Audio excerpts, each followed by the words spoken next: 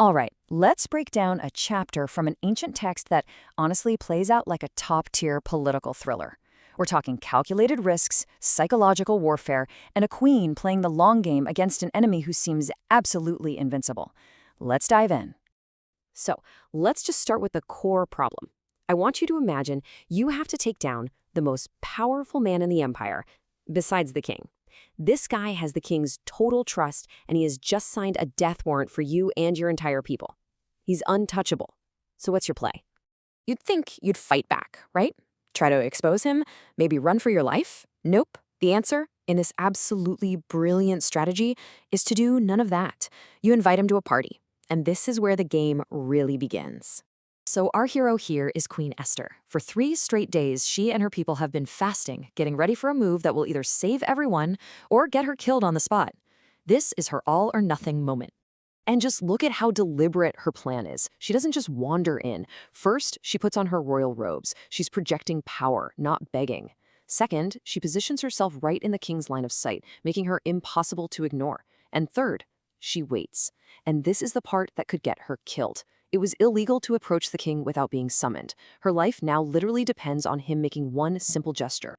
And it works. The text says she found favor in his eyes. The king sees her and he holds out the golden scepter. That's the signal for mercy. She reaches out, touches the tip, and just like that, the most dangerous part of her plan is over.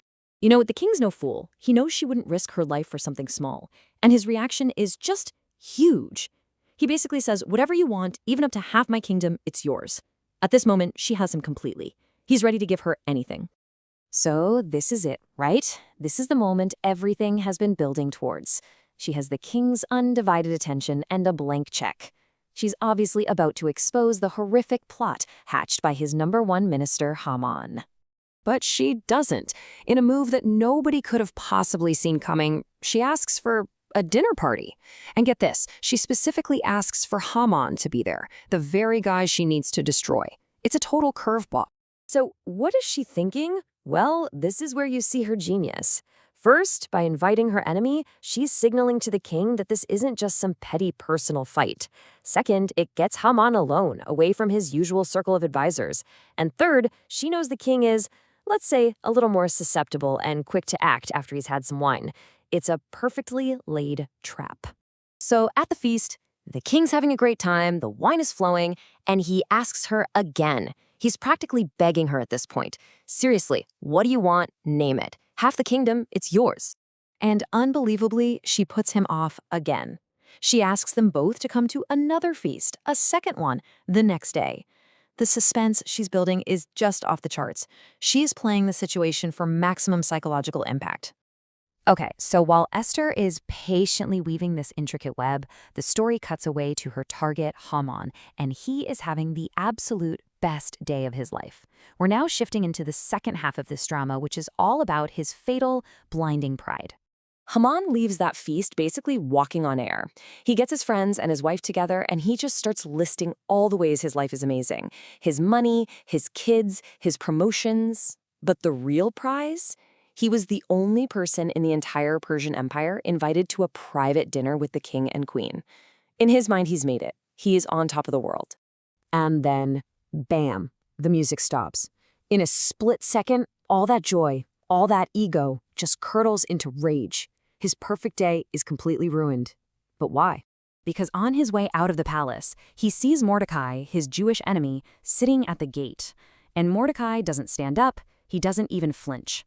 And for Haman, this one tiny act of silent disrespect completely erases his massive victory.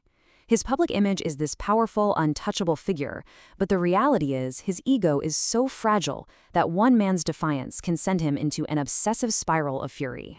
And here's his problem. He's actually trapped by his own pride. He's complaining to his wife and friends, basically saying, my status is so high, it's beneath me to even care about this little guy's insult. But you can tell. He cares a lot. He can't let it go.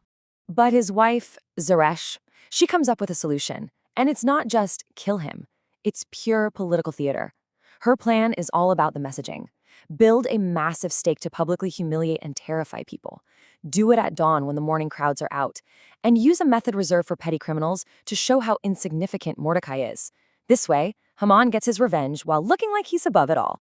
And let's just put that number into perspective. 50 cubits is about 75 feet tall. That is the height of a 7-story building. This isn't just an execution, it's a terrifying monument, a billboard of Haman's power designed to be seen from all over the capital city. And Haman thinks this is a fantastic idea. He's thrilled. Now he can go to that second feast with a happy heart. And the chapter ends with this one simple, chilling sentence. He went and had the stake built, never once imagining who it was truly being built for.